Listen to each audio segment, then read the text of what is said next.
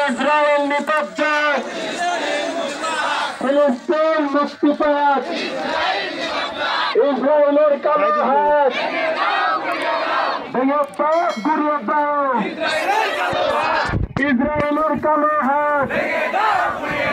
ভেঙে দাও আমরা সবাই রাসূল সেনা গাই করি না বলতে না আমরা সবাই রাসূল সেনা আমাদের ধবনিতে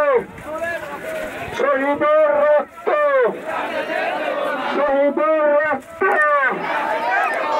ফিলিস্তিনের রক্ত মুসলিমের রক্ত পিতা দিতে দেব না।